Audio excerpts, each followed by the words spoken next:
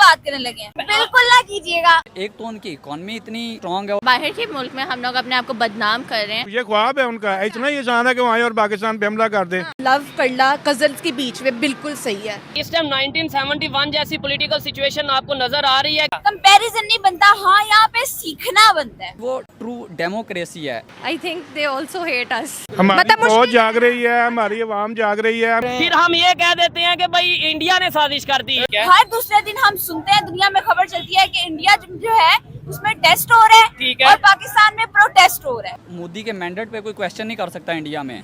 Hindus propaganda कैसे करते हैं? लाइक वो हमारे रिलीजन का मजाक उड़ाते हैं। हमको ये चूड़ियां पहन के नहीं बैठे हुए कि ड्रोन हमले करके हमारे हाफिज सईद को उठा के ले जाएंगे या मार देंगे। आतंकवादी के लिए इतना प्यार भाई, तभी तो पूरा पाकिस्तान कब्रिस्तान बना पड़ा है। और वो कहावत भी है ना, बोया पेड़ बबूल का आम कहाँ से हो। इंडिया में टेस्ट हो रहे हैं और पाकिस्तान में प्रोटेस्ट, बस 19-20 का ही तो फर्क है।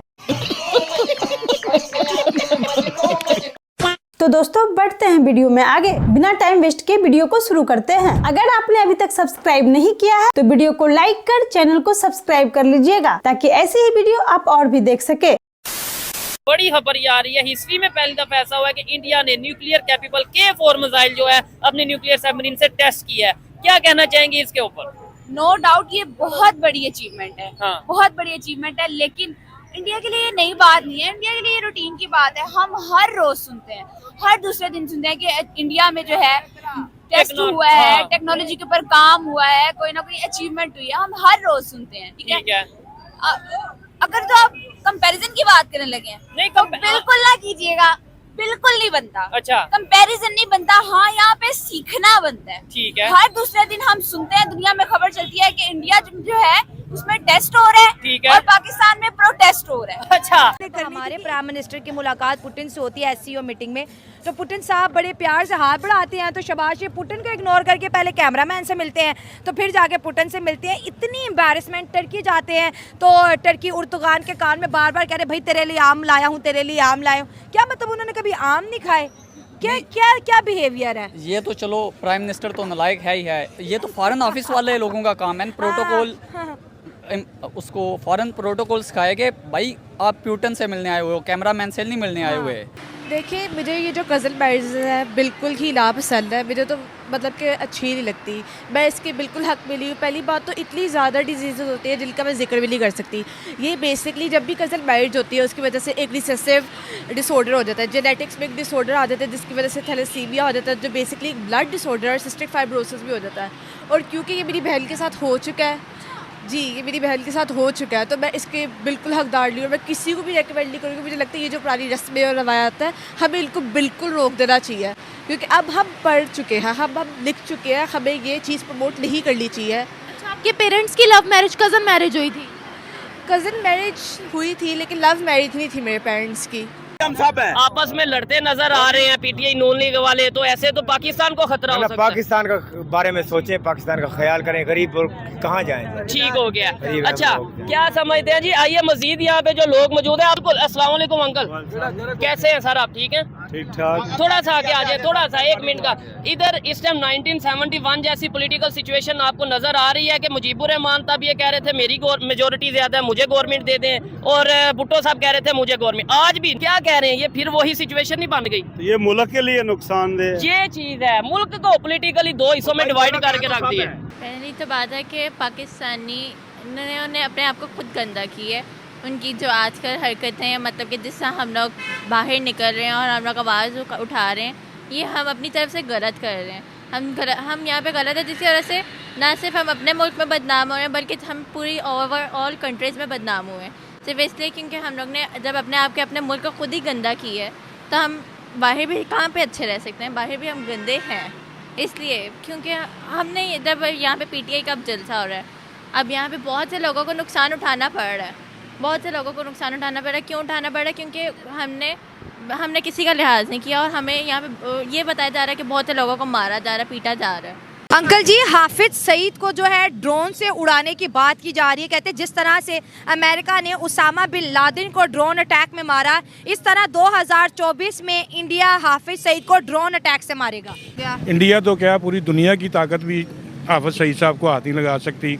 जब तक कि अल्लाह न चाहे। अच्छा, जब तक कि अल्लाह न चाहे अच्छा। इंडिया की कोई जरूरत नहीं है कि पाकिस्तान में आए और ड्रोन हमला करके वापस चला जाए।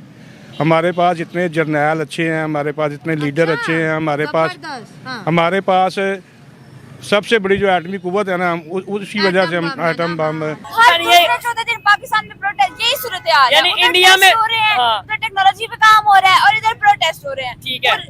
पूरी दुनिया में खबर चलती है, इंडिया में प्रोटेस्ट हुआ है, ठीक है, उन्होंने ये अचीवमेंट किया है, उन्होंने न्यूक्लियर मिसाइल टेस्ट किया, उन्होंने ये किया वो किया, और इधर प्रोटेस्ट होता है, पूरी दुनिया में खबर चलती है इस्लामाबाद में इतने लोग मारे गए हैं, बलूचिस्तान में इतने लोग मारे गए हैं। शर्म की बात है ये हमारे लिए, और ये वो मकाम है कि जहाँ पे हम कंपैरिजन को, मुकाबलेबाजी को छोड़ के ना हम उनसे सीखें। लेकिन सीखें भी कैसे जब हमारी सोच सीखने की बजाय इल्जाम लगाने पे होगी, या मतलब पाकिस्तान में जो कुछ भी होता है हम यही कह देंगे कि ये उसने करवा दिया, इसने।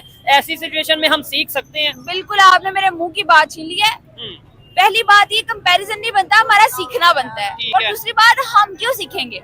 हमें तो आदत है ब्लेम गेम की, ठीक है। काम थोड़ी है। घर का पुट्टन ने अपना विजिट करवाया और बताया कि मेरे घर में मेरी ये चीज़ें मेरी पसंदीदा है। ये चीज़ें और सोशल मीडिया पे बड़ी वायरल हो रही है। इंडिया के प्राइम मिनिस्टर की इतनी इंपॉर्टेंट, और हमारे प्राइम मिनिस्टर अगर कहीं चले जाए तो आधी कंट्रोवर्सी तो उनके खुद की वजह से होती है, और इतनी इंपॉर्टेंस भी नहीं मिलती, और मीटिंग्स में इग्नोर होते हुए नजर आ रहे होते हैं। उसकी वजह ये है ना कि इंडिया कुछ लोग कुछ दो की पॉलिसी पे काम करता है, वो इन्वेस्टमेंट कुछ दो और अपॉर्चुनिटीज कुछ लेके लो, जाता हाँ। है। हमारे वाले कशकोल लेके जाएंगे तो वो उसमें बीक डाल के वापस भेज देंगे। अब बेकारी हमारे घर आएगा तो हम तो उसको गेट से ही वापस भेज देंगे ना। अच्छा, मुझे ये बताएगा, पाकिस्तान के अंदर ये बड़ा ट्रेंड है जिसको बचपन से आप भाई भाई भाई भाई कहते हो, उसको बाद में अपना सैया बनाना पड़ता है, ऐसा क्यों है? और आपको पता है ज़्यादा फैमिलीज भी इस चीज़ को ही प्रमोट करती हैं कि आपकी फैमिली के अंदर ही शादी हो। मुझे लगता है वो ये चीज़ इसलिए ज़्यादा प्रमोट करते हैं, पहले तो उनको ये लगता है कि अगर रिश्तेदारों में शादी हो तो लड़की का नाम रहता है, उसकी इज्जत रहती है, कि किसी और को आप अपनी लड़की के साथ भरोसे में नहीं दे सकते कि वो किस तरह उसको ट्रीट करे। लेकिन फिर भी फैमिली के अंदर अगर कुछ रहेगा तो आप उसको किसी न किसी तरीके से उसका हालिया नतीजा निकल ही आता है।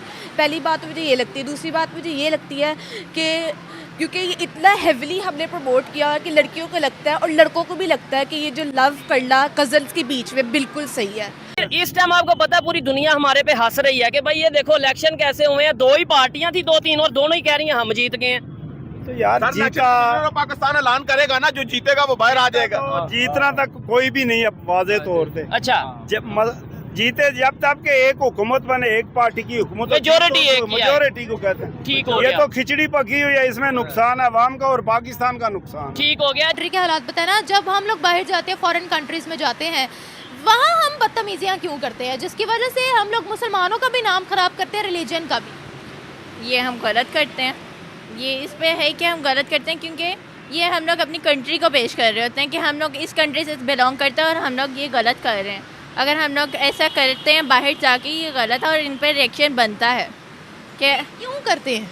रेप हम करते हैं, वहाँ उनके कानों में जाकर अल्लाह अकबर हम बोलते हैं। अगर कोई नॉन मुस्लिम गुजर रहा होगा उसके सामने ऊंची ऊंची आवाज़ में रास्ते पर अजाने देने लग जाते हैं। हम अपने रिलीजन को बदनाम कर रहे हैं, सिंपल सी बात है ये, हम अपने रिलीजन को बदनाम कर रहे हैं। हम लोग नई न्यू जनरेशन है, और न्यू जनरेशन जब ऐसी होगी तो हम लोग क्या कह सकते हैं कि पिछली जनरेशन क्या।